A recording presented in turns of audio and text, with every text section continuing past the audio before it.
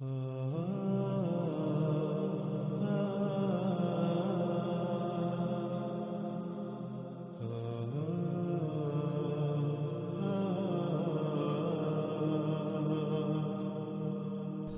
Number 11۔ ناظرین، ایک مقام پر دجال کو دیوقامت اور بڑی جسامت والا انسان قرار دیا جاتا ہے جو لوہے کی زنجیروں میں مضبوطی سے جکڑا ہوا تھا، تو وہیں دوسری طرف دوسرے مقام پر اسے کمزور، غمگین یعنی اپنے کیے پر پچھتانے والا، کراہتا ہوا، قابل ترس انسان یا شخص قرار دیا جاتا ہے۔ روایات کے عکس آپ سکرین پر دیکھ سکتے ہیں اور آپ خود انہیں پڑھ سکتے ہیں۔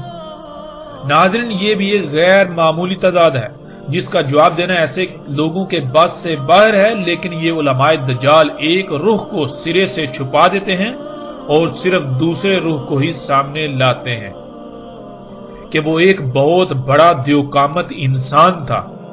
اس بات کی بھی حقیقت کیا ہے آگے اس کا کھل کی وضاحت ہو جائے گی، لیکن یہ لوگ ایسا اس لیے کرتے ہیں کیونکہ ان کو علم ہے کہ اگر اس کے کمزور ہونے اور کراہنے والی بات کو سامنے لایا جائے گا تو پھر اس طبقے نے، ان لوگوں نے اس سے ایسی باتیں منسوب کی ہوئی ہیں کہ وہ بڑے بڑے کام کرے گا جو اللہ کے کرنے والے ہیں۔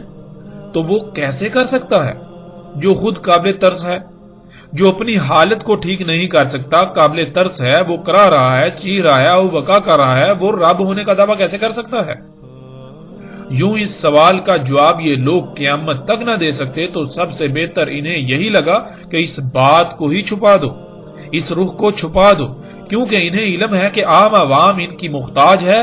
وہ نہ ہی خود غور و فکر کرے گی اور نہ ہی ان لوگوں کا، اس طبقے کا یہ پول ان پر کھلے گا۔ اس لیے جتنا جی چاہے دھوکہ دو، عوام کو جتنا جی چاہے دھوکہ دو، کوئی پوچھنے والا نہیں، بلکہ الٹا لوگ تعریفیں ہی کریں گے کہ کتنے بڑے بڑے علماء ہیں جو دین کی خدمت کر رہے ہیں۔ لیکن حقیقت کیا ہے ناظرین؟ حقیقت آپ کے سامنے ہے، اور جیسے سے آگے بڑھیں گے آپ کے رونگٹے کھڑے ہو جائیں گے، جن حقائق کا آگے چل کر آپ کو سامنا کرنا پڑے گا، جو حقائق کھل کر سامنے آئیں گے۔ اس طبقے کی حقیقت کیا ہے؟ سوال نمبر 12۔ قرآن میں اللہ سبحانہ وتعالی نے صراحت کے ساتھ واضح کر دیا کہ اللہ سبحانہ وتعالی نے الرحمن ہونے کے ناطے ہر انسان کے لیے 1000 سال کی مدت کا تعین کر دیا، یعنی کوئی بھی انسان زیادہ سے زیادہ 1000 سال زندہ رہ سکتا ہے۔ اور ناظرین، اس کی وضاحت آگے چل کر قرآن کی آیات کی روشنی میں عیسیٰ ابن مریم علیہ السلام والے موضوع میں آئے گی۔ فی الحال ہم آگے بڑھیں گے۔ وہ یہ کہ جب کوئی بھی انسان 1000 سال سے زیادہ عمر نہیں پا سکتا، یعنی اپنی پیدائش سے اپنی وفات تک 1000 سال سے زیادہ مدت نہیں پا سکتا، تو سوال یہ پیدا ہوتا ہے کہ اگر دجال انسان ہے تو پھر اس کی عمر 1000 سال سے زیادہ کیسے ہو گئی؟ ایک طرف اللہ کہتا ہے کہ وہ اپنی سنت کے خلاف نہیں کرتا، اپنے قانون کے خلاف نہیں کرتا، اللہ الرحمن ہے، تو یہ کیسے ممکن ہے کہ اللہ اپنے ہی قانون اور سنت کے خلاف کرے اور اپنے الرحمن ہونے کی ہی نفی کر دے؟ پھر ناظرین، سوالات تو یہ پیدا ہوتے ہیں کہ اگر وہ وہاں ایک جزیرے میں قید تھا تو اسے قید کس نے، کب اور کیوں کیا؟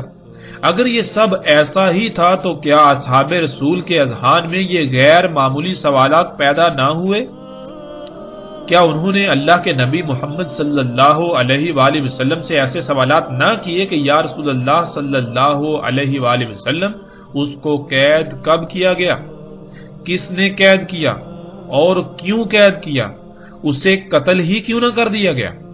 کیونکہ جس نے قید کیا اسے اس کی حقیقت کا علم تھا تو قید کیا نا۔ اور پھر جب کہ وہ وہاں قید تھا تو اصحاب رسول ابن سیاد کے دجال ہونے کی قسمیں کیوں کھاتے تھے؟ یعنی کہ جب صحابہ کرام کو یہ پتا ہے کہ دجال تو ایک جزیرے پر قید ہے جو کہ آخری دور میں نکلے گا، آزاد کیا جائے گا، تو اس کے باوجود وہ اپنی زندگیوں میں اس وقت ابن سیاد کے دجال ہونے پر قسمیں کیوں کھا رہے ہیں؟ پھر ابن سیاد تو یثرب میں ہی پیدا ہوا تھا، جسے آج یہ لوگ مدینہ کہتے ہیں، اور انہی کے سامنے پلا بڑا۔ کیا انہیں یہ سب علم نہیں تھا کہ دجال تو ایک جزیرے میں پہلے سے قید ہے اور دجال تو مدینہ اور مکہ میں داخل نہیں ہو سکتا، لیکن ابن سیاد مدینہ میں پیدا ہوا، اس کی موت ہوئی اور مکہ میں بھی آتا جاتا ہے۔ ناظرین، کیا کبھی آپ نے ان پہلوؤں پر غور کیا؟ کبھی آپ نے غور و فکر کیا، یا پھر آپ آنکھیں بند کر کے اسی علماء دجال طبقے کے پیچھے بھاگ رہے ہیں؟ یہ جدھر جدھر آپ کو لے جا رہے ہیں، آپ ان کے پیچھے ادھر ادھر چلے جا رہے ہیں اپنی آنکھیں بند کر کے۔ کیا کبھی آپ نے غور کیا اس کا انجام کیا ہوگا؟ آپ کس کا نقصان کر رہے ہیں؟ ناظرین، آپ کسی کا نقصان نہیں کر رہے، صرف اور صرف اپنا ہی نقصان کر رہے ہیں۔ جب وقت آئے گا تب سوائے پچھتاوے کے کچھ نہیں رہے گا۔ آج وقت ہے، خدا را اپنی آنکھیں کھولیے، ورنہ بعد میں ہلاکت کے سوا کچھ سامنے نہیں آئے گا۔ آگے بڑھتے ہیں ناظرین، سوال نمبر 13۔ ناظرین، جب یہ واقعہ مدینہ کا ہے اور ایسے موقع کا ہے جب مدینہ کے تقریباً تمام انصار و مہاجرین موجود تھے، تو کیا صرف فاطمہ بنت قیس ہی ایسی تھیں کہ جن کو یہ روایت یاد رہی؟ حالانکہ یہ تو ایک ایسا واقعہ تھا جو نہایت عجیب و غریب تھا، اور اس کو کبار اصحاب رسول کو ضرور بیان کرنا چاہیے تھا، لیکن ہمیں ایسا کچھ نہیں ملتا۔ صرف ایک ہی عورت سے یہ واقعہ منسوب ہمیں ملتا ہے۔ آخر اس کی وجہ کیا ہے؟ سوال نمبر 14۔ سوال یہ پیدا ہوتا ہے کہ جب جساسہ دجال کے لیے جاسوسی کرتا تھا، جس سے ثابت ہوتا ہے کہ دجال خبروں کے لیے جساسہ کا محتاج تھا، تو پھر دجال نے جو سوالات کیے وہ تمام کی تمام خبریں جن کا تعلق قطعی غیب سے تھا، ان کا علم اسے کس طرح ہو گیا؟ جیسا کہ ایسے نظریات سے تو بالکل واضح ہو جاتا ہے کہ ایسے تمام کے تمام لوگوں کے نزدیک جو دجال کو ایک معین شخصیت اور وہاں جزیرے پر قید سمجھتے ہیں، ان کے نزدیک ایک شخص جو کہ دجال ہے وہ بھی علم غیب رکھتا ہے، علم غیب رکھتا تھا۔ تو دوسری طرف انہی لوگوں کا عقیدہ یہ ہے کہ غیب کا علم اللہ کے سوا کسی کو نہیں، تو پھر دجال جب کہ ایک انسان ہے تو اسے غیب کا علم کہاں سے ہو گیا؟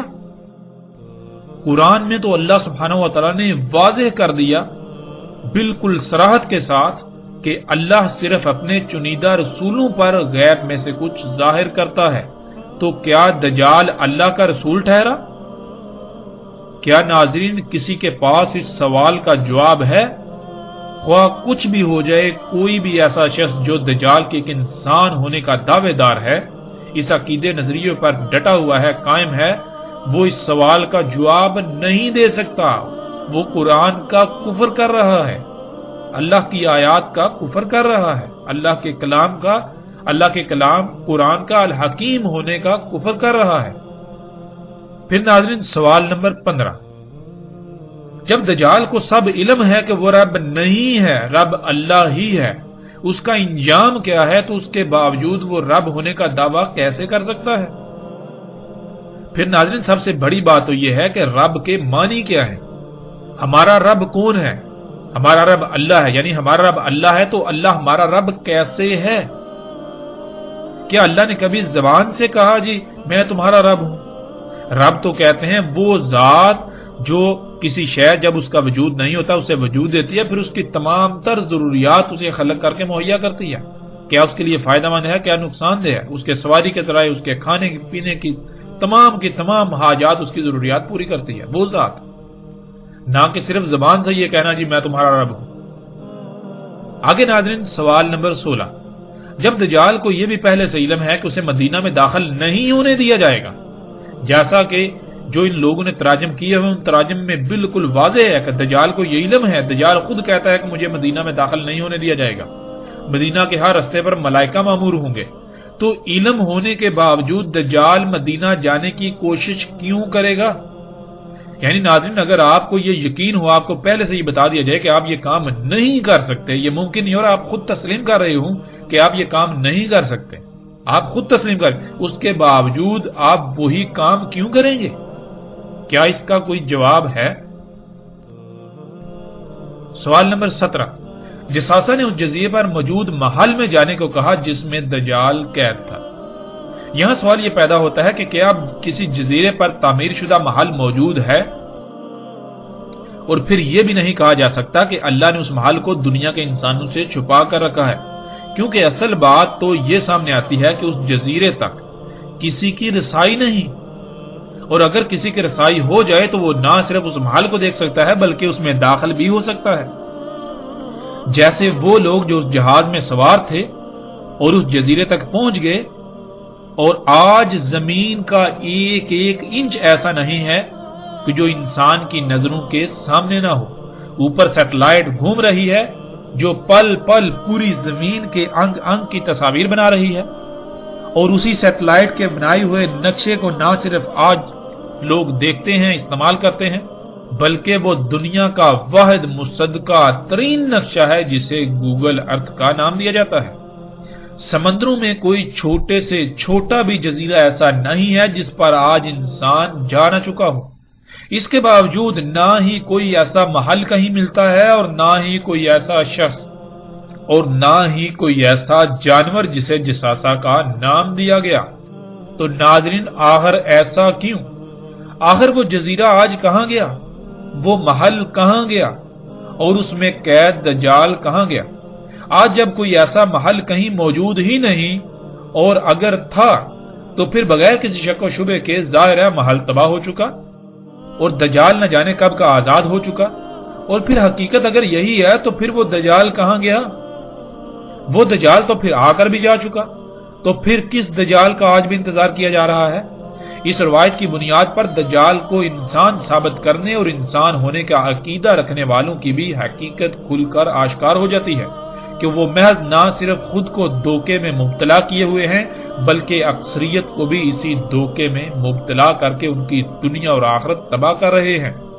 ناظرین، اس روایت پر مزید کئی سوالات پیدا ہوتے ہیں اور اعتراضات سامنے آتے ہیں جن کی تعداد بہت زیادہ ہے، لیکن ہم صرف انہی سوالات پر اکتفا کرتے ہیں۔ یہ ایسے اعتراضات ہیں، ایسے سوالات ہیں کہ ان کو دور کرنا ناممکن ہے، ان کے جوابات دینا ناممکن ہے۔ روایت کی صحت کو کوئی ایک ہی اعتراض مشکوک بنا دیتا ہے، لیکن اس میں تو درجنوں لاجواب اعتراضات ہیں۔ تو یہ روایت کیسے قابل تسلیم کہی جا سکتی ہے یا تسلیم کی جا سکتی ہے؟ ان اعتراضات کی روشنی میں اس روایت کی اہمیت بالکل صفر ہو جاتی ہے، لیکن اس کے باوجود ہم اس روایت کی اصل حقیقت پر ضرور روشنی ڈالیں گے تاکہ حق کھل کر واضح ہو جائے اور کسی کے پاس کوئی عذر، شک یا شبہ وغیرہ نہ رہے۔ کوئی یہ نہ کہے کہ انہوں نے ان اعتراضات کی بنیاد پر اس روایت کو بالکل سرے پر کر دیا، ایک سائڈ پر کر دیا، کیونکہ ان کے پاس اصل بات کا جواب نہیں تھا۔ یعنی کہ ہم کسی کے پاس الحمدللہ ایسا کوئی بہانہ بھی نہیں رہنے دیں گے۔ ناظرین، جن جن کتب میں یہ روایت بیان کی گئی ہے، جب ان تمام مقامات کو سامنے رکھا جائے اور اگر اللہ سبحانہ و تعالیٰ کی طرف سے خالص علم حاصل ہو تو اس کو سمجھنے میں رائی برابر بھی مشکل پیش نہیں آتی۔ لیکن افسوس کی بات تو یہ ہے کہ ہم اللہ سبحانہ و تعالیٰ سے رجوع کرنے کے بجائے اپنی خواہشات کی تکمیل میں ساری محنت ضائع کرتے ہیں۔ لوگ حق کی تلاش کی بجائے جو ان کے اپنے نظریات ہوتے ہیں، جو ان کے اپنے عقائد ہوتے ہیں، انہیں علم ہوتا ہے کہ یہ باطل نظریات و عقائد ہیں، اس کے باوجود وہ اپنے باطل نظریات کو ہی حق ثابت کرنے اور دوسروں پر زبردستی مسلط کرنے کی کوشش میں لگے رہتے ہیں۔ ان تمام تر سوالات کے برعکس ناظرین، اب ہم آتے ہیں اس روایت میں جو واقعہ بیان ہوا اس کی حقیقت کی طرف۔ ناظرین، حقیقت یہ ہے کہ ایسا واقعہ ضرور پیش آیا، البتہ وہ کس کے ساتھ پیش آیا یہ ایک الگ بحث ہے، لیکن جب غور کیا جائے تو یہ واقعہ تمیم داری رضی اللہ تعالیٰ عنہ کے ساتھ ہی پیش آیا، نہ کہ ان کے علاوہ کسی اور کے ساتھ۔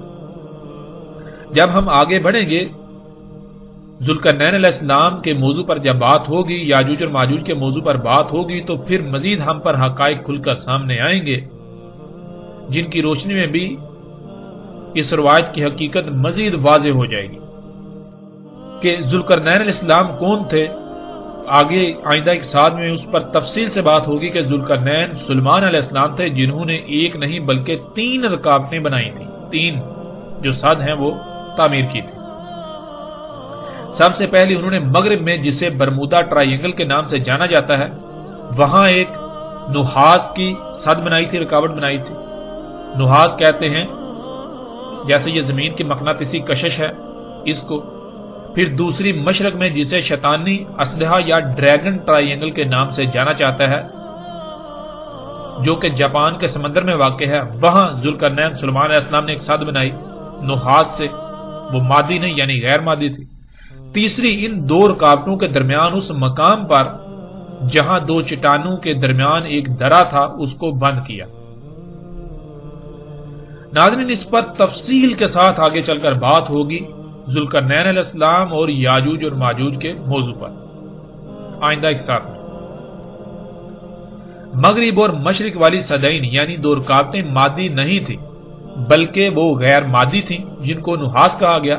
نحاس بالکل ایسے ہی مقناطیسی قوت یا کشش کو کہتے ہیں جیسے مقناطیسی قوت زمین مسلسل پیدا کر رہی ہے، جس مقناطیسی قوت کی وجہ سے نہ صرف ہر شے زمین کی طرف کھینچی ہوئی ہے بلکہ اسی قوت کی وجہ سے زمین کے گرد 7 مختلف تہوں پر مشتمل ایک حصار قائم ہے جنہیں زمین کے 7 آسمان کہا جاتا ہے۔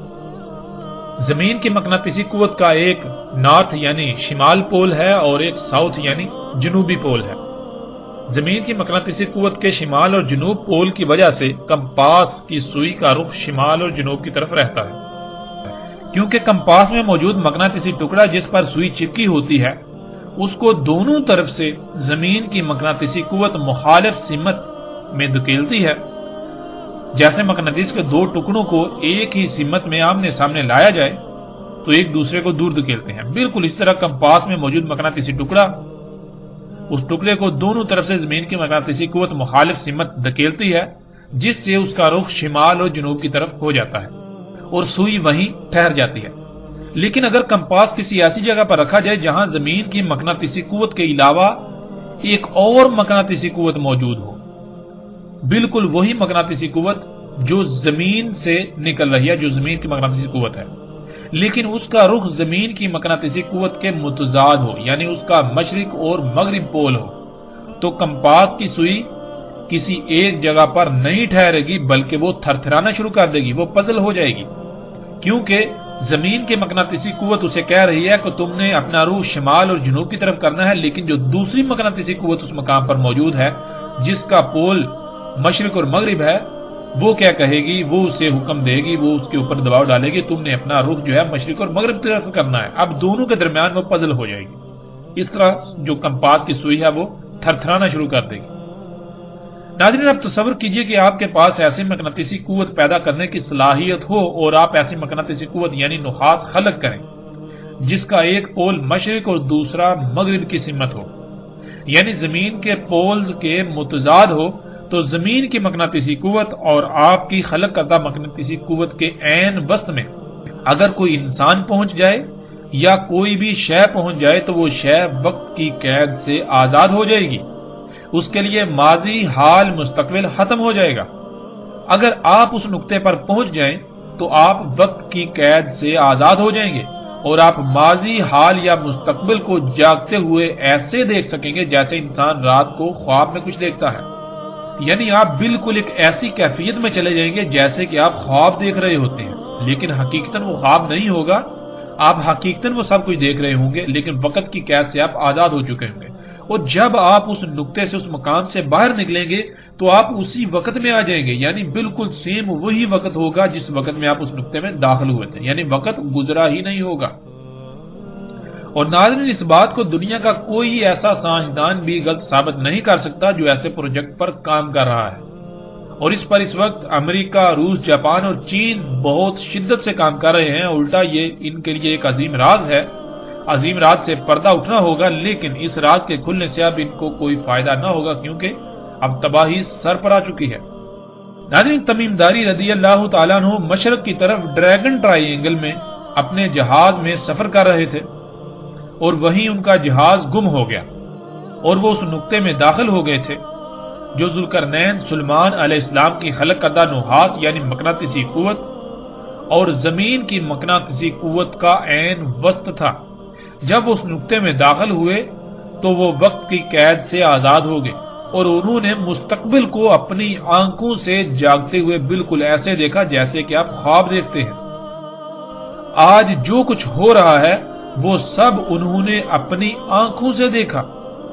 بالکل ایسے ہی جیسے کہ خواب دیکھا جاتا ہے، یعنی کہ جیسے آپ خواب دیکھتے ہیں بالکل اس طرح انہوں نے مستقبل کو اپنی آنکھوں سے دیکھا۔ وہ اس وقت عیسائی تھے اور یہی ان کی محمد صلی اللہ علیہ وآلہ وسلم پر ایمان لانے کی بھی وجہ بنی۔ جو کچھ انہوں نے اپنی آنکھوں سے دیکھا تھا، یعنی ان کے ساتھ جو واقعہ پیش آیا تھا، وہ اگر کسی سے بھی بیان کرتے تو اس وقت کوئی بھی ایسا شخص نہیں تھا جو ان کی اس بات کو سمجھنے کی صلاحیت رکھتا سوائے محمد رسول اللہ صلی اللہ علیہ وآلہ وسلم کے۔ بلکہ اگر وہ کسی سے ایسی بات کرتے بھی تو ان کو پاگل کہا جاتا اور ان کا مذاق اڑایا جاتا اور ان کو تحقیر کا نشانہ بنایا جاتا، کیونکہ یہ بات کسی کی عقل میں آنے والی نہیں تھی۔ لیکن تمیم داری رضی اللہ تعالیٰ عنہ کو اس کا علم تھا کہ جو وہ دیکھ چکے ہیں، یعنی جو مستقبل انہوں نے اپنی آنکھوں سے دیکھا ہے، جو مستقبل کا مشاہدہ کر چکے ہیں، واحد محمد صلی اللہ علیہ وآلہ وسلم ہی ایک ایسی شخصیت ہیں جو نہ صرف اللہ کے رسول ہیں بلکہ ان کی بات کو سمجھنے کی صلاحیت رکھتے ہیں۔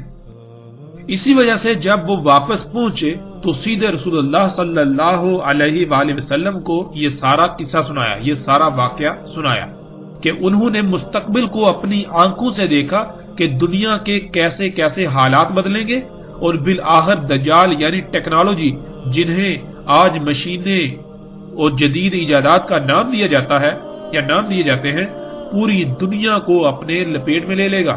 یہ اشیاء، یہ جو دجال ہے، پوری دنیا کو اپنے لپیٹ میں لے لے گا۔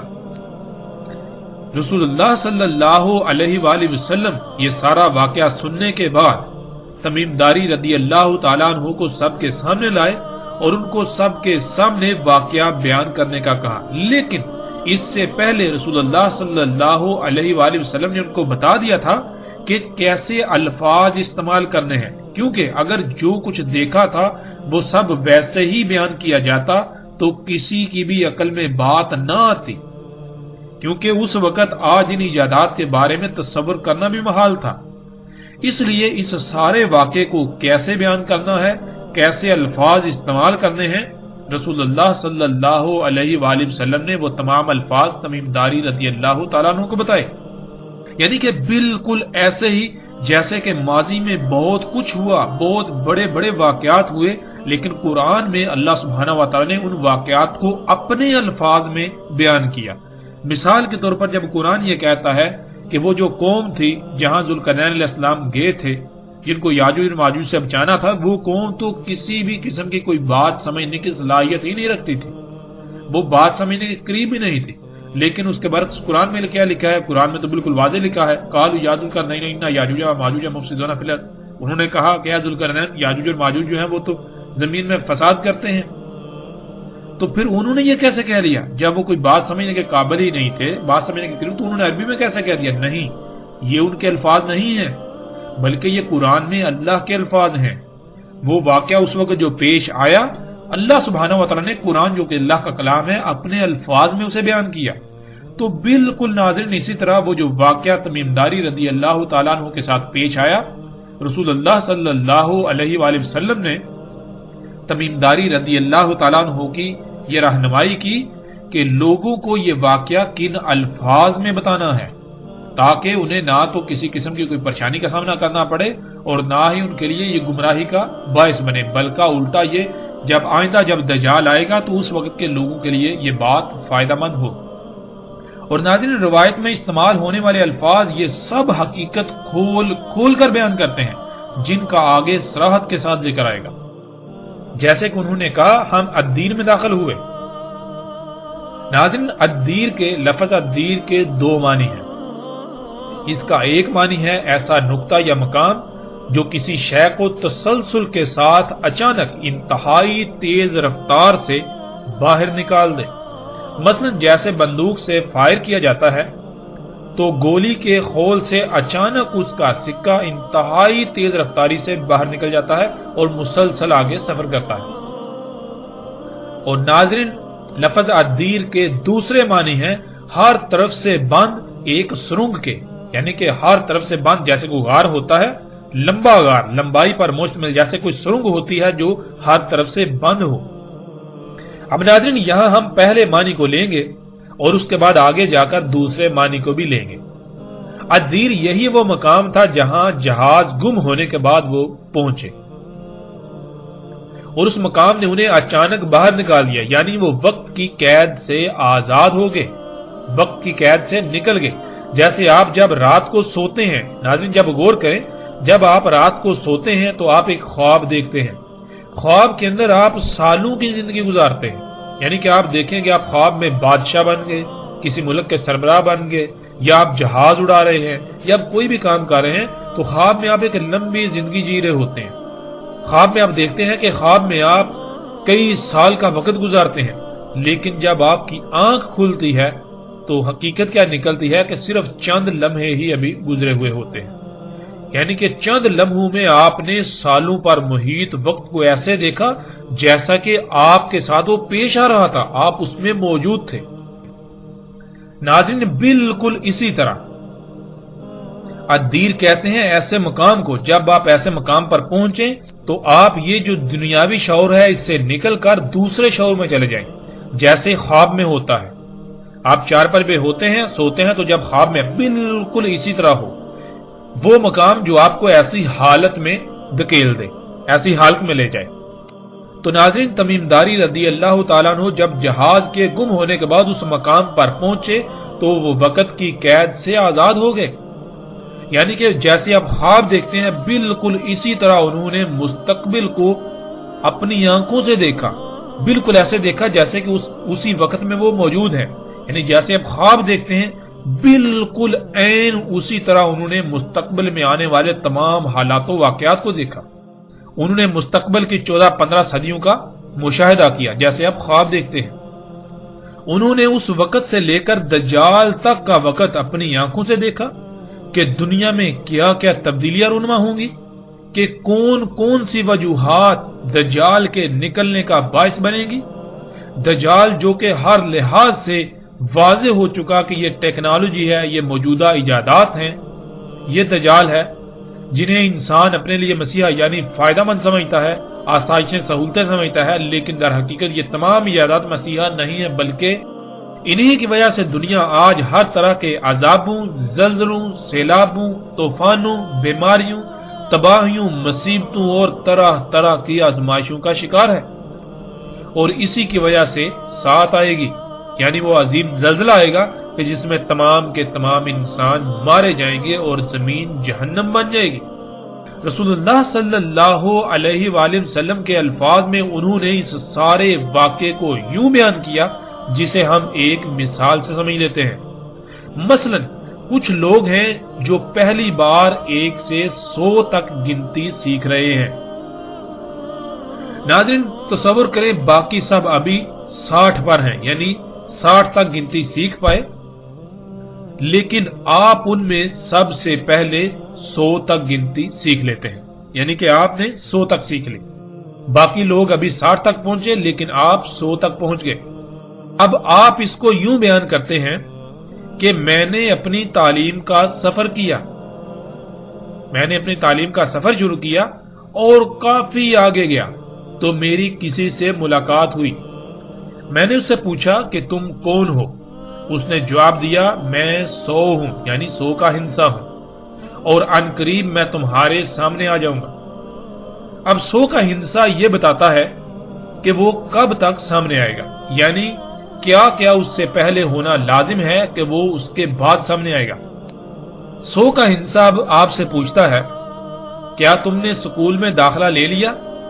اب آپ جواب دیتے ہیں ہاں۔ اب وہ پھر آپ سے سوال کرتا ہے کیا حقیقتاً ایسا ہو چکا، یعنی آپ داخلہ لے چکے؟ آپ آگے سے جواب دیتے ہیں ہاں ایسا ہو چکا، میں سکول میں داخلہ لے چکا۔ اس نے پھر پوچھا کیا 1 آ گیا؟ آپ نے کہا ہاں وہ تو آ چکا۔ اس نے پھر پوچھا کہ 10 آ گیا؟ آپ نے جواب دیا ہاں 10 بھی آ چکا۔ اس نے پھر سوال کیا کیا 60 آ گیا؟ آپ نے جواب دیا ہاں وہ بھی آ چکا۔ اس نے پھر پوچھا کیا 70 آ گیا؟ اب آپ نے جواب دیا کہ نہیں وہ ابھی تک نہیں آیا۔ تو اس نے کہا کہ اب ان قریب وہی آئے گا، یعنی کہ اب ان قریب 70 آئے گا۔ اس کے بعد 80 آئے گا، پھر اس کے بعد 90 آئے گا۔ جب 90 آ جائے گا تو میرا سامنے آنے کا وقت بالکل قریب آ جائے گا، اور جب 99 آ جائے تو اچانک میں بھی سامنے آ جاؤں گا۔ لیکن جب تک 99 نہیں آتا تب تک قانون میں مجھے سامنے آنے کی اجازت ہے ہی نہیں۔ ناظرین، اس مثال کو بار بار سنیے اور اس میں غور کیجئے۔ اگر آپ نے اس مثال کو سمجھ لیا تو تمیم داری رضی اللہ تعالیٰ عنہ والے واقعے کی ساری حقیقت آپ کے اوپر کھل جائے گی۔ یہ مثال اس واقعے کی ساری حقیقت کو کھول کر رکھ دے گی اور بہت ہی آسانی سے سارا واقعہ بالکل سمجھ آ جائے گا۔ بالکل یہی کہا تمیم داری رضی اللہ تعالیٰ عنہ نے کہ ان کی ملاقات دجال سے ہوئی، انہوں نے دجال کو دیکھا۔ دجال کو آپ اس مثال میں 100 کا ہندسہ تصور کر لیں، جیسے آپ کی 100 کے ہندسے سے گفتگو ہوئی، بالکل ویسے ہی دجال کے ساتھ تمیم داری رضی اللہ تعالیٰ عنہ کی گفتگو ہوئی۔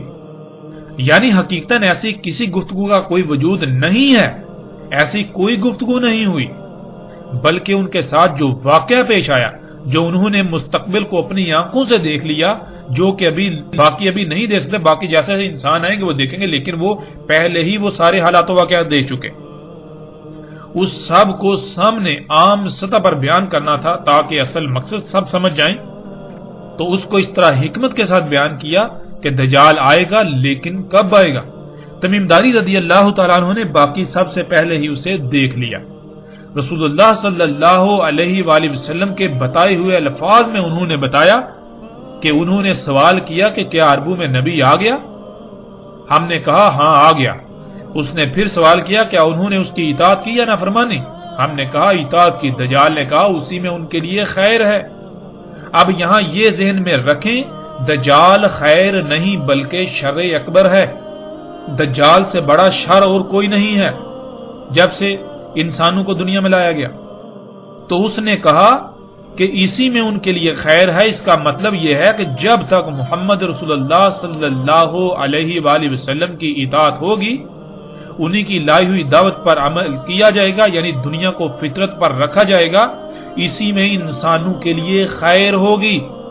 دجال نہیں نکل سکے گا جب تک رسول اللہ صلی اللہ علیہ وسلم کی دعوت کے مطابق دنیا کو فطرت پر رکھا جائے گا تو دجال نہیں نکل سکے گا، جس سے لوگوں کو نقصانات نہیں ہوں گے۔ دجال تب ہی نکلے گا جب محمد رسول اللہ صلی اللہ علیہ وآلہ وسلم کی نافرمانی کی جائے گی، جب اس دین کو چھوڑ دیا جائے گا جو محمد رسول اللہ صلی اللہ علیہ وآلہ وسلم نے واضح کیا تھا، دین فطرت۔ محمد رسول اللہ صلی اللہ علیہ وآلہ وسلم نے اور اللہ نے قرآن میں دنیاوی مال و متاع کو دھوکے کا سامان قرار دیا اور اس کے قریب بھی جانے سے منع کر دیا اور اس سے دور رہنے کا بار بار حکم دیا۔ جب تک انسان ایسا کریں گے تب تک وہ اس دنیاوی مال و متاع کے دجل سے بچے رہیں گے، اور جب وہ اس کے پیچھے پڑیں گے تو ایسے دجال کا شکار ہوں گے کہ حق کو سمجھنا ناممکن کے قریب تر ہو جائے گا۔ دنیا میں آنے کا مقصد کیا ہے؟ سب کے نزدیک دنیاوی مال و متاع، جس کو اللہ نے قرآن میں دھوکہ کہا، اسی کا حصول بن جائے گا۔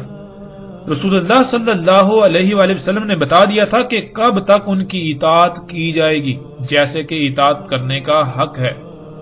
اس کے لیے محمد رسول اللہ صلی اللہ علیہ وآلہ وسلم نے کہا تھا کہ خلافت علی منہاج نبوہ رہے گی 30 سال، پھر اس کے بعد جو کچھ ہوگا وہ بھی بیان کر دیا۔ اب آپ سے سوال یہ ہے کہ اگر آج تک پوری دنیا میں خلافت علی منہاج نبوت قائم رہتی تو کیا دنیا کی آج یہ حالت ہوتی؟ دجال نکل سکتا تھا؟ یعنی یہ موجودہ ٹیکنالوجی جو شرع اکبر ہے، جو شرک اکبر ہے، انسان یہ کر پاتا؟ ہرگز نہیں کر پاتا۔ تو یہی انہوں نے کہا محمد رسول اللہ صلی اللہ علیہ وآلہ وسلم کی اطاعت میں ہی خیر ہے۔ جب ان کی نافرمانی کی جائے گی تو یہی وجہ بنے گی دجال کے نکلنے کی۔ پھر اسی طرح بتدریج جو سوال انہوں نے بیان کیے کہ دجال نے ان سے پوچھا کہ فلاں ہو گیا اور فلاں ہو گیا، تو اس کا مطلب یہ تھا کہ دجال کے آنے سے پہلے فلاں کچھ ہوگا، جب تک وہ نہیں ہوگا تب تک دجال نہیں نکل سکتا۔ یعنی جن وجوہات کی بنا پر ٹیکنالوجی، یہ جدید ایجادات جو کہ دجال ہیں وجود میں آئیں گی، دجال وجود میں آئے گا، جب تک وہ عوامل وقوع پذیر نہیں ہوتے تب تک دجال نہیں آ سکتا۔ جیسے مثال کے طور پر 10 کا ہندسہ ہے تو 10 کا ہندسہ آنے کے لیے پہلے 1 آتا ہے، پھر 2 آتا ہے، 3 4 5 6 7 8 9 پھر جا کے 10 آتا ہے۔ جب تک 1 نہیں آئے گا 2 کیسے آ سکتا ہے، 2 نہیں آئے گا 3 کیسے آ سکتا ہے، 3 نہیں آئے گا 4 کیسے آ سکتا ہے۔ اس طرح جب تک کہ 10 کے پیچھے جو عوامل ہیں، جب وہ عوامل نہیں وقوع پذیر ہو جاتے تب تک وہ 10 کیسے آ سکتا ہے۔ ناظرین، پیچھے جو ہم نے مثال بیان کی اس میں اور جس طرح تمیم داری رضی اللہ تعالیٰ عنہ نے یہ واقعہ بیان کیا، اس میں کوئی فرق نہیں، ایک رائی برابر بھی فرق نہیں ہے۔ اگر آپ نے اس مثال کو سمجھ لیا تو آپ نے اس واقعہ کی حقیقت کو سمجھ لیا۔ جیسے آپ نے باقی سب ابھی 60 پر ہیں تو 100 تک گنتی سیکھ لی اور ایک مثال کی شکل میں باقیوں کو بتایا، بالکل اسی طرح تمیم داری رضی اللہ تعالیٰ عنہ کو اللہ سبحانہ و تعالیٰ نے اس وقت مستقبل دکھا دیا جیسے آپ خواب دیکھتے ہیں، یہ دجال دکھا دیا، تو انہوں نے پھر ان الفاظ میں اس واقعے کو بیان کیا۔ ناظرین، اس کی مزید تصدیق روایات میں آنے والے الفاظ خود بخود کرتے ہیں۔ ابھی ہم صرف اور صرف اللہ کے فضل سے نہ صرف ان الفاظ کو سامنے رکھیں گے بلکہ ان الفاظ کو کیسے توڑ مروڑ کر امت کو دھوکہ دیا جاتا رہا، انسانیت کو دھوکہ دیا جاتا رہا، اور دھوکہ دینے والوں کا بھی پردہ چاک کریں گے۔ اس کے باوجود اگر کوئی حق کی بجائے گمراہی کا سودا کرتا ہے تو حق آ جانے کے بعد ہی کرے گا، اور اس کے پاس روز محشر کوئی عذر نہیں ہوگا کیونکہ اس پر حجت پوری ہو چکی۔ ناظرین، اس وقت سکرین پر آپ کو ابو داؤد کی روایت نظر آ چکی ہے۔ اس میں یہ ہے کہ پس جب رسول اللہ صلی اللہ علیہ وآلہ وسلم صلاۃ مکمل کر چکے بیٹھے رہے ممبر پر اور ہنس رہے تھے، کہا سب انسانوں کے لیے لازم ہے کہ اپنی اپنی جگہ پر بیٹھے رہیں۔ پھر کہا کیا تم لوگ جانتے ہو تمہیں کیوں جمع کیا؟ انہوں نے جواب دیا اللہ اور اس کے رسول کو علم ہے۔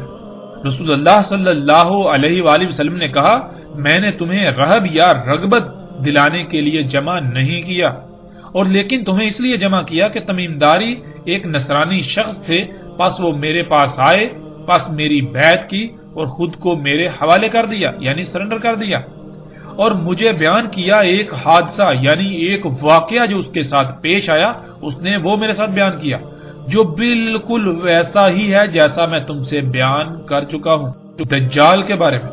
یعنی یہاں یہ بات بالکل واضح ہو جاتی ہے کہ رسول اللہ صلی اللہ علیہ وسلم یہ کہہ رہے ہیں کہ تمیم داری رضی اللہ تعالیٰ کے ساتھ جو حادثہ پیش آیا یعنی جو واقعہ پیش آیا وہ بالکل ویسا ہی ہے جیسا میں تم سے بیان کر چکا ہوں دجال کے بارے میں، یعنی کہ دجال کے بارے میں جو تمہیں جو کچھ بتا چکا ہوں بالکل وہی سب کچھ تمیم داری رضی اللہ تعالیٰ کے ساتھ وہ پیش ہے، ان کے ساتھ یہ واقعہ پیش ہے، انہوں نے سب دیکھا۔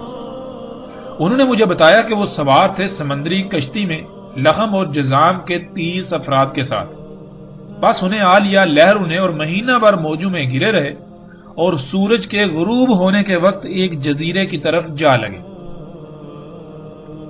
پس چھوٹی کشتی میں سوار ہوئے، پس داخل ہوئے جزیرے میں انہیں ملا دابا بڑی دم والا اور بہت زیادہ الشعر والا، یعنی ہر طرف سے پینٹ کی تہ چڑھا ہوا۔ انہوں نے کہا ویل ہو تیرے لیے، کون ہے تو؟ اس نے جواب دیا میں جساسا ہوں۔ اس شخص کی طرف چلو جو اس ہر طرف سے بند سرنگ میں ہے، پس اس میں کچھ شک نہیں اسے تمہاری خبر کی شدید چاہت ہے۔ کہا جب ہم نے اس سے اس شخص کا سنا تو ہم ڈر گئے کہ وہ شیطان ہوگا، ہم جلدی سے چلے حتیٰ کہ ہم داخل ہوئے ہر طرف سے بند سرنگ میں یعنی اس ادیر میں، پس تب ہم نے دیکھے اس میں اعظم و انسان۔ ناظرین، لفظ انسان کے نیچے 2 زیریں ہیں، اور یہ عربی کا اصول ہے کہ جب بھی کسی لفظ کے نیچے 2 زیریں آتی ہیں تو وہ جمع کا صیغہ بن جاتا ہے، اس میں پھیلاؤ آ جاتا ہے، جس کے معنی ایک نہیں زیادہ انسانوں کے ہیں۔ اور اعظموں کا مادہ عین زوئے میم یعنی عظامہ ہے، جس کے معنی ہڈی کے ہیں۔ ہڈی میں قوت، سختی اور مضبوطی پائی جاتی ہے، اور ہڈی جسم میں پائی جاتی ہے۔ اگر جسم سے تمام کی تمام ہڈی نکال لی جائے تو جسم بے وقت و بے حیثیت ہو جاتا ہے۔ اعظم انسان کہتے ہیں ایسے انسانوں کو جو غیر معمولی قوت، طاقت، سختی، مضبوطی کے حامل ہوں۔ اگر ان انسانوں کو نکال دیا جائے تو پیچھے باقی انسانوں کی اہمیت و حیثیت بالکل ایسی رہ جائے گی جیسے جسم سے تمام کی تمام ہڈی نکال لی جائے، جیسے جسم سے تمام کی تمام ہڈی نکال لینے کے بعد جسم کی اہمیت و حیثیت رہ جاتی ہے۔ اور ناظرین، لفظ انسان کے معنی کیا ہے؟ لفظ انسان کے معنی ہے بھولا ہوا، یعنی جو اپنی ہی حقیقت کو اپنے ہی آپ کو بھولا ہوا ہے۔ مثال کے طور پر آپ سے پوچھا جائے کہ آپ کون ہیں، آپ کیا ہیں، تو آپ یہ جو بشری وجود ہے، یہ جو مادی وجود ہے، اسے ہی اپنی حقیقت سمجھنا شروع کریں، آپ کہیں کہ یہ میں ہوں۔ اب ناظرین غور کریں، جب آپ کہتے ہیں میرے ہاتھ، میرے پاؤں، میرا ناک، میرے کان، میرا سر، یعنی میرا جسم، جب ناظرین یہ جسم میرا ہے تو وہ کون ہے جو یہ کہہ رہا ہے میرا، جو میں کہہ رہا ہے؟ آخر وہ بھی تو کوئی ہے نا جس کا یہ جسم ہے۔ پھر وہ میں جب نکل جاتی ہے تو یہ جسم بالکل بے بنیاد ہو جاتا ہے، یہ مٹی بن جاتا ہے۔ وہ میں کون ہے؟ وہ میں ہی اصل ہے اور اس کو بھول گئے، اس لیے انسان کہا جاتا ہے۔ انسان کہتا ہے جو اپنے ہی آپ کو بھولا ہوا ہے، اپنی ہی حقیقت کو بھولا ہوا ہے۔ تو آدم و انسان ایسے بھولے ہوئے کہ اگر ان کو نکال دیا جائے تو پیچھے بھولے ہوئے کی کوئی اہمیت و حیثیت رہے گی ہی نہیں، یعنی پیچھے بھولے ہوئے کی اہمیت ایسی رہ جائے گی جیسے کہ جسم سے ہڈی نکال لی جائے تو جسم کی جو اہمیت و حیثیت رہ جاتی ہے۔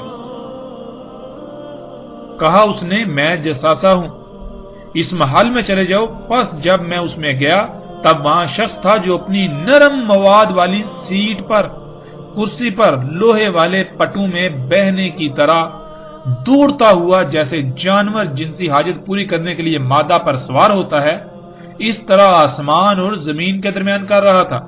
یعنی بہنے کی طرح دوڑتا ہوا آتا تھا اور اپنی اگلی ٹانگیں اٹھا کر آسمان پر چڑھ جاتا، آسمان پر سوار ہو جاتا اور پھر اسی طرح واپس زمین پر اتر آتا تھا۔ پوچھا اس سے کون ہے تو؟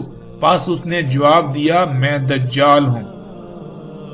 ناظرین روایات سے یہ بات ثابت شدہ ہے کہ بعض صحابہ رضوان اللہ نے کہا کہ جساسہ وہی دابہ ہے جس کا ذکر قرآن میں ہے، یعنی زمین سے نکلنے والا انسان کا خلق کردہ دابہ۔ اور آگے دابہ کے موضوع پر تفصیل سے بات آئے گی کہ دابہ کیا ہے۔ اور روایت میں یہ بھی بات بالکل واضح ہے کہ انہوں نے کہا کہ ان کی ملاقات دابہ سے ہوئی، اس کی باری برکم دم اور کثیر و شر تھے اس پر۔ الشر کے معنی ہم ناظرین گزشتہ ایک ساتھ میں جان چکے ہیں۔ الشر کہتے ہیں اس مواد کو جس مواد سے آپ کے جسم پر بال وجود میں آتے ہیں، آپ کے جسم پر ناخن وجود میں آتے ہیں، جسے آج لچکدار پلاسٹک یعنی نائلون، اسفلٹ، پینٹ وغیرہ کا نام دیا جاتا ہے۔ اسی سے فوم سمیت ہزاروں مصنوعات تیار کی جاتی ہیں۔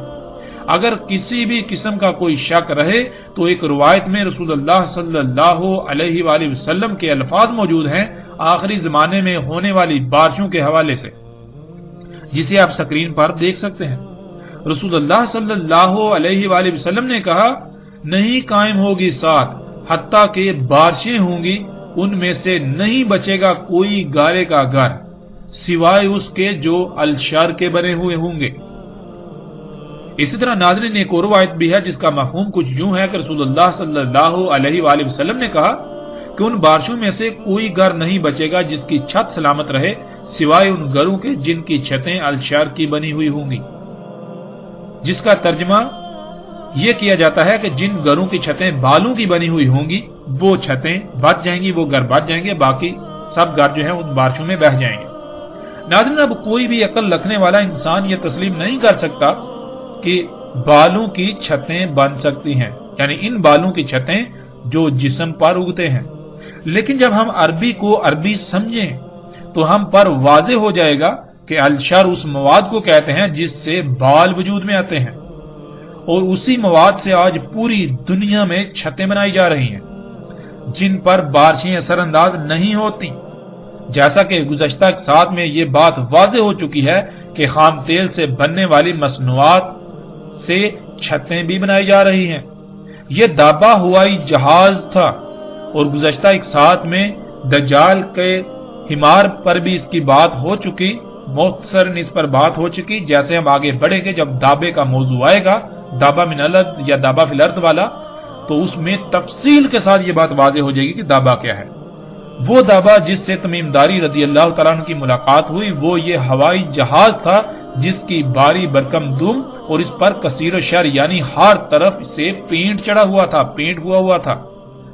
اب ناظرین اس کو یوں سمجھ لیں، اس مثال میں کہ آپ کی ملاقات 99 سے ہوئی، تو 99 نے آپ سے کہا آگے چلو، جو آگے ہے اس سے تمہارا انتظار ہے۔ تو جیسے ہی آگے گئے تو آگے 100 کے ہندسے سے ملاقات ہوئی۔ بالکل اسی طرح جب انہوں نے ہوائی جہاز دیکھا تو اس نے کہا اس الدیر یعنی اس ہر طرف سے بند سرنگ میں داخل ہو جاؤ۔ کہیں پر اسے الدیر یعنی ہر طرف سے بند سرنگ کہا گیا ایک مقام پر، اور کہیں یعنی دوسرے مقام پر اسے قصر یعنی محل کہا گیا۔ جہاز میں جب آپ داخل ہوں تو آپ حیران رہ جائیں گے کہ جہاز حقیقتاً نہ صرف الدیر ہے یعنی ایک ایسی سرنگ ہے جو ہر طرف سے بند ہے، اور وہ سرنگ اندر سے ایک محل کا منظر پیش کرتی ہے، بلکہ وہ سرنگ اندر سے محل کا منظر پیش کرتی ہے۔ جب وہ اس دیر یعنی محل نما ہر طرف سے بند سرنگ میں داخل ہوئے تو انہوں نے جو دیکھا اس کے بارے میں کئی طرح کے الفاظ آئے ہیں، اور وہ سب کے سب اپنی جگہ پر بالکل ٹھیک ہیں۔